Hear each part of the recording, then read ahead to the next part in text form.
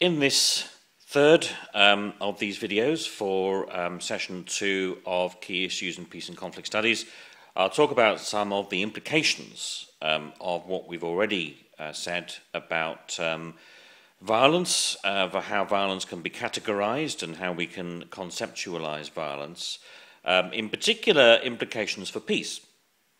If peace is going to be the absence of violence, then peace requires there to be no direct violence and no structural violence and no cultural violence. And that might itself be regarded as a bit of a big ask in that useful Australian vernacular. It could instead actually be more important to think how we can respond to those forms of violence in such a way as to further the cause of peace, to increase the amount of peace in our society, as it were.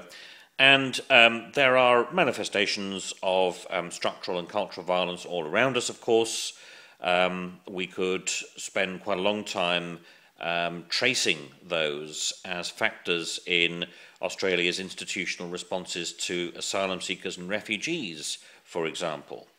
And therefore, when asylum seekers and refugees are deprived of their liberty or separated from their human rights, or their life chances and potential are otherwise abrogated, then what we would want to see in a society, a peaceful society, is that there would be abundant resources to expose and challenge those manifestations of structural and cultural violence.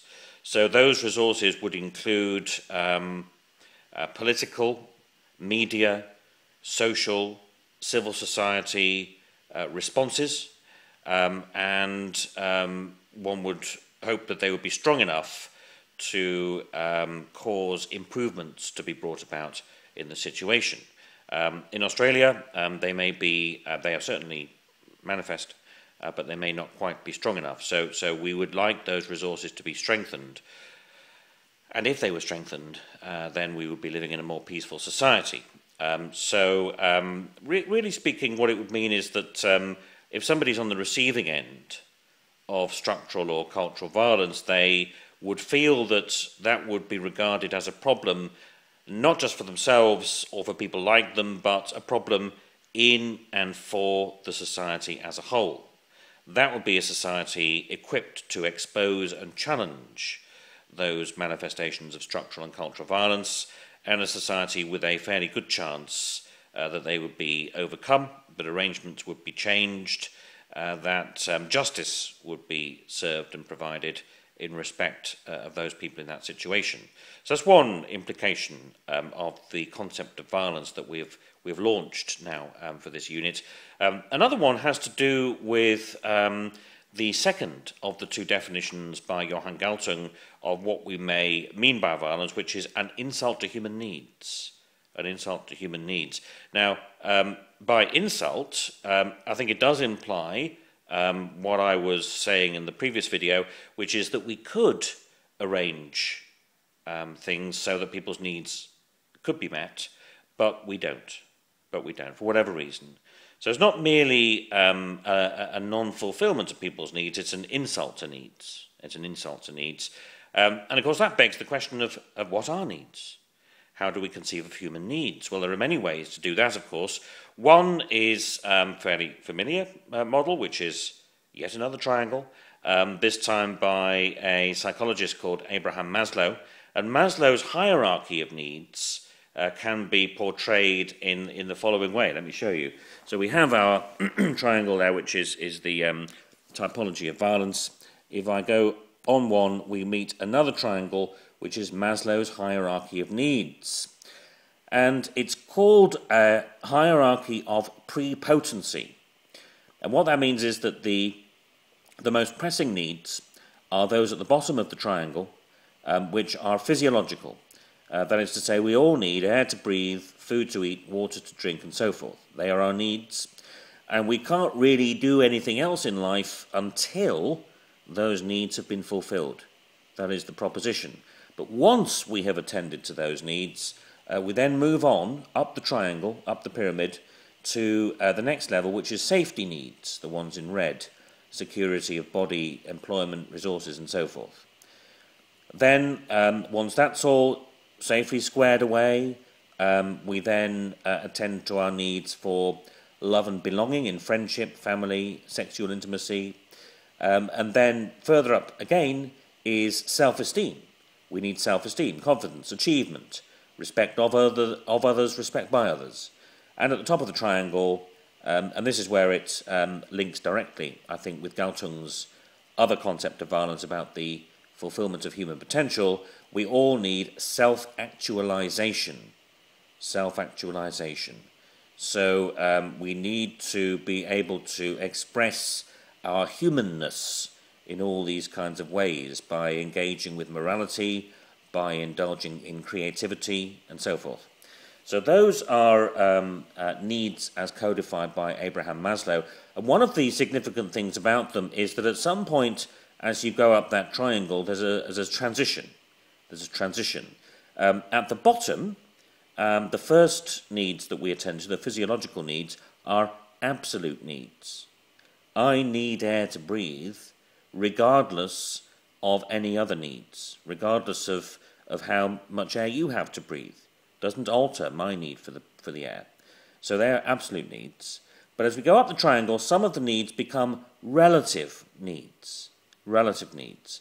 So how am I to gauge the esteem in which I am held? How am I to figure out whether I have the respect of others, or the respect by others, I should say? How do I know that? Except by comparing the treatment I receive with the treatment others receive. So these are relative needs. They're relative needs.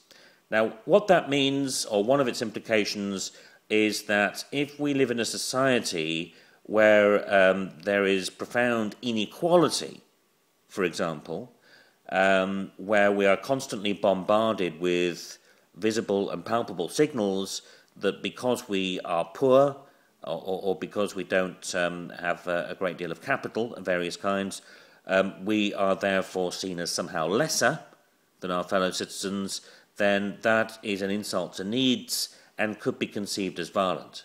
It could be conceived as violent. So profound inequality, like socio-economic inequality, could be the mark of a violent society. The violence inherent in the system, one might say. So that's one of the implications of the way we have defined violence. And in such a situation leads on to another such implication, which is this interesting concept of relative deprivation. And relative deprivation is defined as the potential, the discrepancy between what people think they deserve and what they think they can get. The two chaps there are fighters from the Moro people of the southern Philippines in a conflict which is indeed marked by profound socio-economic inequalities, and that's one of the driving forces behind it. And according to this influential definition, relative deprivation is the prime cause of human aggression. The potential for collective violence varies strongly with the intensity and scope of relative deprivation among members of a collectivity. And that is a concept associated with a chap who you may think was born to write about aggression, Ted Robert Gurr. Ted Robert Gurr is the author of that classic of social research. So these are some of the implications of the way we have conceived of violence.